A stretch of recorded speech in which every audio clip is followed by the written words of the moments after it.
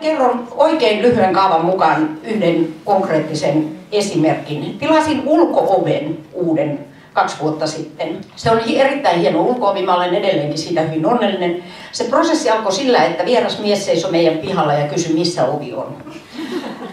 No, siinä vaiheessa mulle selvisi, että oven kuljetus on siis jossakin alihankinnassa. Ja se mies ei tiennyt, kuka on alihankkija, käski soittaa omalle pomolleen. Sieltä selvisi, että se on kiitolinja. Sen jälkeen mä kysyin, että mitenköhän mä saisin nyt sen kuljetuksen järjestettyä. Käski soittaa tehtaalle. Mä soitin tehtaalle. Sieltä sanottiin, että voi hyvä ihminen, kai sä ymmärrät, että nyt on heinäkuu ja meillä lomat. Että kyllähän sun täytyy tajuta, ettei meillä kaikki toimi. No eihän voi olla niin, että asiakas alkaa niinku terapoida palvelun tuottaja.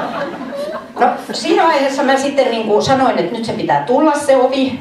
No okei, järjestetään huomenna kiitolinja tuo. Mä suljin puhelun ja hoksasin heti, että voi hyvän aika, tuleekohan se asentaja. Soitin uudelleen. Ai niin tosiaan. No me soitetaan, tuleeko asentaja. Sitten se soitti ja sanoi, että ei voi ennen kuin ensi viikolla. No mä näin sen oven, mä tännemässä siinä sateessa viikon ajan. Ja aloin sitten siinä vaiheessa jo vähän hiilestyä ja kertoa olevani palvelututkija.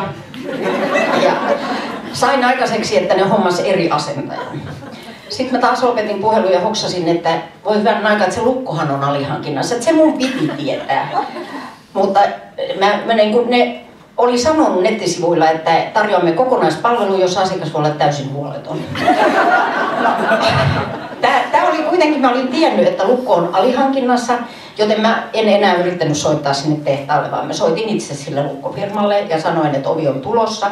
Ja ne oli ainoa, joka oli palveluhenkinen ja ilmoitti, että soitat, kun ovi on tullut, me tullaan laittaa lukko, ettei tarvitse yötä olla silleen, että pelkäätte, että tuleeko varkaat. No sen jälkeen, kun mä olin käyttänyt kaikkeen tähän yhden kokonaisen työpäivän, niin se prosessi meni loppuun ihan asiallisesti. Mutta sille mun yhden työpäivän hinnalle se varastettiin multa. Sitä ei mulla millään lailla oltu sanottu. Kyseessä on erittäin arvovaltainen suomalainen ovitoimittaja, joka valehtelee nettisivuillaan, että kyseessä on kokonaispalvelu ja asiakas voi olla huoleton. Siis tää on erittäin tavallista tänä päivänä ja tämä on niin hirvittävän helposti korjattavissa, että sitä mä en ymmärrä, miksi me ei aloiteta yksinkertaisista asioista. Eli korjata prosessit sellaisiksi, että asiakas tietää roolinsa. Se on ensimmäinen asia. Asiakkaansa siltä voi vaatia tosi paljon, jos se vaan tietää, mitä vaaditaan. Ja sitten se hinta on sen mukana.